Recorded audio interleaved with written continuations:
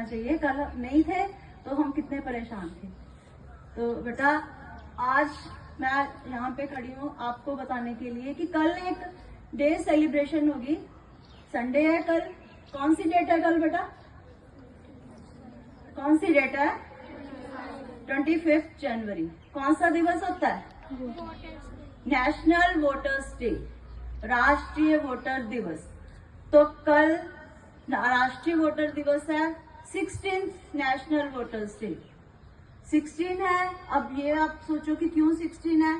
हमारा जो है संविधान तो 1950 का लागू हो चुका है, लेकिन ये 16 नेशनल वोटर्स डे इसलिए क्योंकि 2011 से स्टार्टिंग किया है इसको सेलिब्रेट करने का इन schools and in other institutions. 2011 से, तो उसी हिसाब से ये 16वां राष्ट्रीय वोटर दिवस पूरे भारत में मनाया जाएगा। वोटर दिवस, अब वोटर नाम जुड़ा हुआ है तो इसका मेन मीनिंग क्या है कि आप सब जो है वोटर्स, जितने भी आप अबव एज 18 साल के ऊपर जितने भी लोग हैं, विदाउट एनी डिस्क्रिमिनेशन, उन सबको वोट का अधिकार दिया जाता है। तो वो अपनी वोट, आपको पता ही है 18 साल के ऊपर, आप में से जो +2 के बच्चे हैं उसमें कुछ बच्चे, कोई बच्चा ऐसा है जिसकी वोट बन चुकी है? कोई ऐसा बच्चा है जिसकी 18 इयर्स कंप्लीट हो चुकी है, बन चुकी हो वोट? चलो नहीं बनी तो बनने वाली होगी बहुत सारे बच्चों की। मेरी खुद क्लास के बच्चे हैं, तो उन्होंने अपनी वोट जो है BLO से कांटेक्ट करके, अपने एरिया के जो BLO है उनसे कांटेक्ट करके अपनी वोट भी बनवा लेनी है। हमें मान महसूस करना चाहिए वोटर होने पे, क्योंकि भारत जो है वो एक लोकतंत्रीय देश है, डेमोक्रेटिक कंट्री है, जिसमें हमें ये वोट का अधिकार मिला है। और आपको पता होना चाहिए सबसे पहले वर्ल्ड का कौन सा कंट्री है जिसको वोट का अधिकार सबसे पहले मिला है। हर साल बताया जाता है यहाँ पर स्टेज से।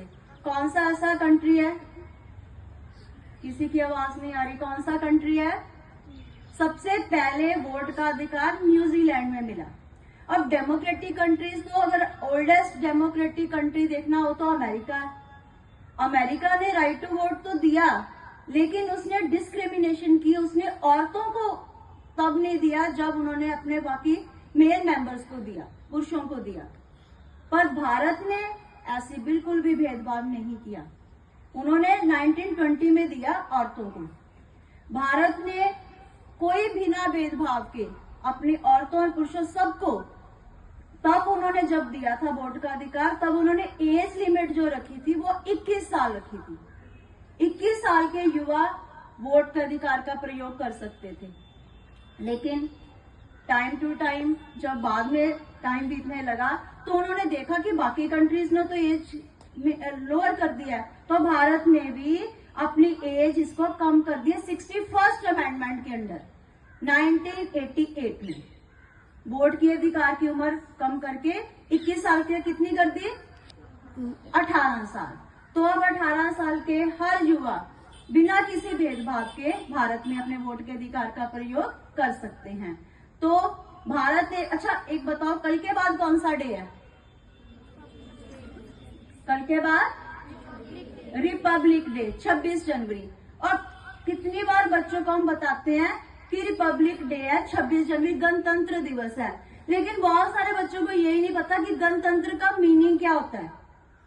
26 जनवरी पता है, 15 अगस्त मनाते हैं, इंडिपेंडेंस डे मतलब पता है। इंडिपेंडेंस का तो क्लियर है कि भारत ने आजादी प्राप्त की, क्लियर। लेकिन इंडिपेंडेंस डे से अलग रिपब्लिक डे का, रिपब्लिक का क्या मतलब होता है, गणतंत्र का? हर बार बच्चों को ये क्वेश्चन होता है 9th में। मेरा ये सिलेबस नहीं होता है सभी के, SST के।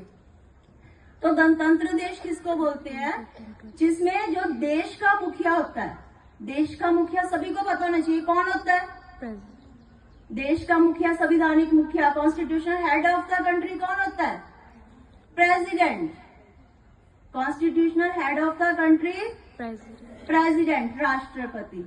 राष्ट्रपति जो कि देश का मुखिया है, जो लोगों द्वारा हमारे भारत में तो इनडायरेक्ट वे से चुना जाता है। तो गणतंत्र देश वो देश होता है जिसमें देश का मुखिया लोगों के द्वारा प्रत्यक्ष या अप्रत्यक्ष रूप से चुना गया हो, वो गणतंत्र देश होता है। तो भारत गणतंत्र देश है, भारत में गणतंत्र है, रिपब्लिक है भारत। क्योंकि देश का मुखिया राष्ट्रपति लोगों के द्वारा अप्रत्यक्ष रूप से चुना जाता है। अब इनडायरेक्ट क्या होता है, हम खुद लोग राष्ट्रपति के लिए वोट नहीं डालते हैं। कभी भी आपने सुना कि किसने प्रेसिडेंट के लिए वोट डाली हो? लोगों ने, लोग नहीं डालते वोट, डायरेक्ट नहीं चुनते हैं। तो जो हमारे रिप्रेजेंटेटिव्स है ना, जो हम एमपी चुनते हैं और हम एमएलए चुनते हैं, वो जाके प्रेसिडेंट के लिए वोट करते हैं। तो वो कौन सा मेथड हो गया? Indirect method. कौन सा मेथड हो गया? तो भारत का राष्ट्रपति अप्रत्यक्ष रूप से चुना जाता है। अब भारत में गणतंत्र है, इसलिए गणतंत्र दिवस मनाते हैं। तो इसके एंटी होता है राजतंत्र, जैसे इंग्लैंड में है। वहां पर मुखिया देश का चुना नहीं जाता है, वहां पर देश का मुखिया राजा या रानी होती है, जो भी चली होती है हेरिडिटरी, उसका बेटा आगे बैठेगा, आगे उसका बेटा बैठेगा, तो ऐसे ही पोस्ट चली रहती है। तो भारत ब्लेस्ड है, गणतंत्र देश है।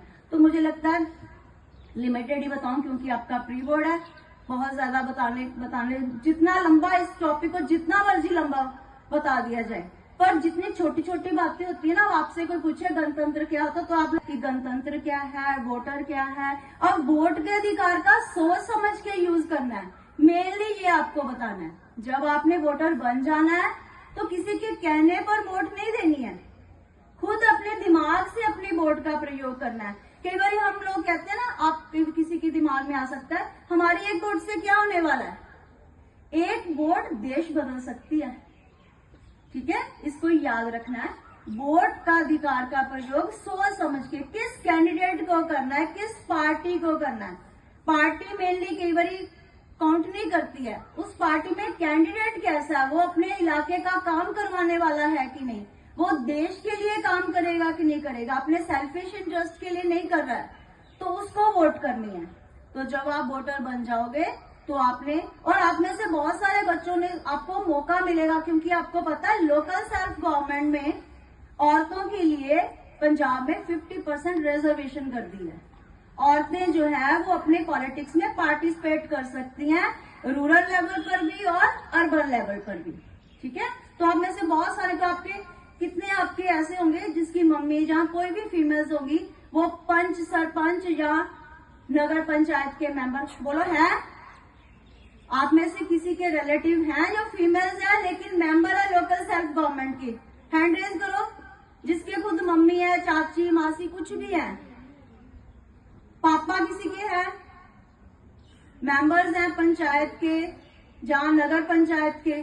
तो बहुत सारे बच्चों है, लेकिन हाथ खड़े, मेरे को खुद पता है, यहाँ पर +1 की लड़की है सृष्टि गिल, उसके पापा यहाँ पर नगर पंचायत के मेंबर है, और बहुत सारे बच्चे हैं। हमारे स्कूल में एक लड़की पढ़ती थी, उसकी मम्मा सरपंच थी हंदवाल स्कूल में, हंदवाल गांव में।